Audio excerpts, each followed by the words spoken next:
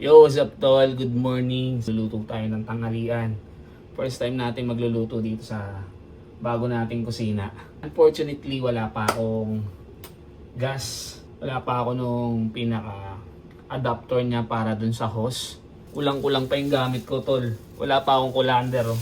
And hindi pa ako nakakapamili ng mga gamit sa kusina.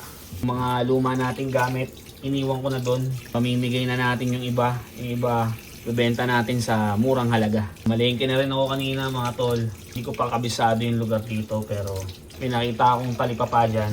Hindi ganun karami yung tinda nila pero okay na, pwede na. Next time hanap tayo ng mas malaki-laking palengke. Yung tipong kompleto.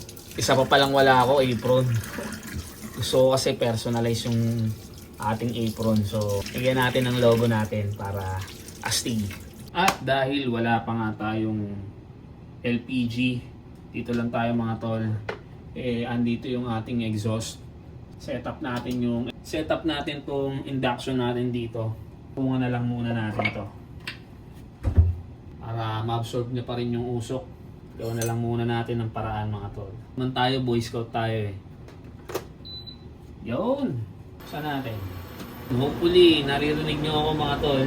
Medyo maugong dahil dun sa exhaust. Gaya ng dati mga tol, isisir natin yung chicken natin para mantiga niya tol matanggal. Dahil nga wala pa tayong masyadong gamit, ayan, maliit na pan lang yung meron ako. So, dalawang beses tayo magsisir kasi hindi kasya. At may bibinyagan tayo mga tol.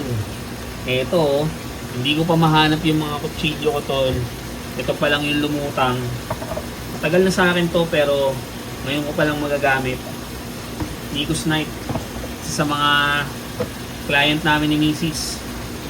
Ayan. Solid. Gaya nga ng sabi ko mga tol, wala pa tayong mga gamit. So ayan. Hindi ko rin mahanap kung nasan yung peeler ko. Ang hirap magbalat ng ganito. Pero teka, hanapin natin. Ngayon palang magagamit. Kaya ako sinisir tol para hindi yan sasama sa sarsa natin. Ayun, tinan mo tol oh. Napakamantiga niyan. Separate na natin yung manok tol, tapos tatapon natin tong liquid na to. First blood. Nakakatakot gumamit ng mga bagong kutsilyo, napakatalim.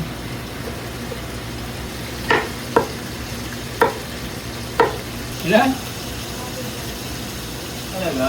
Trending daw pala sa TikTok yung lipat bahay. Ay, salamat. Sana na-inspire kayo doon tol sa kwento natin na yun. Alam ko hindi ganun kadali yun pero unti-unti lang mga tol. Madadali nyo rin yan. At sa mga utol naman natin na nakamit na yung dream house nila, hindi lang naman tungkol yun doon tol eh.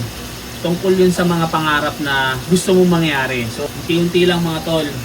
Madadali nyo rin yan.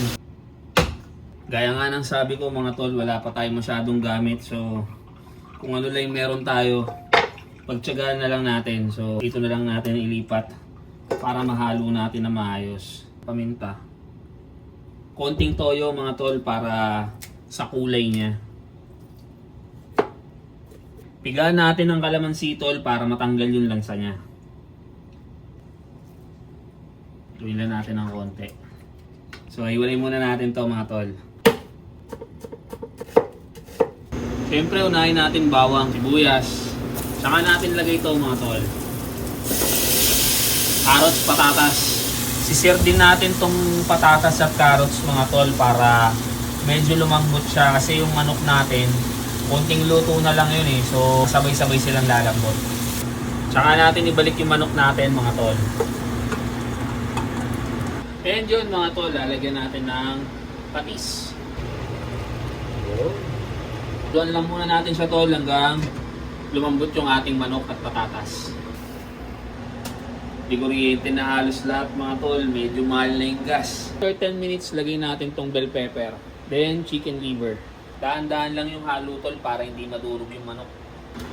After 5 minutes, bigyan natin ng tomato sauce. Bigyan natin ng tomato sauce mga tol. Papansin nyo, nagmantika na naman siya. Habang di pa siya lumalapot, bawasan muna natin siya ng mantika. Oh, diba mantika? Bigyan natin ng sugar para mabalanse yung alat at yung asim ng tomato sauce. O di ba ganun-ganun lang nakaluto tayo mga tol. Gagawan lang natin ng paraan. Ayun oh. Kahit papaano makakaraos. Kain tayo mga tol. Banat.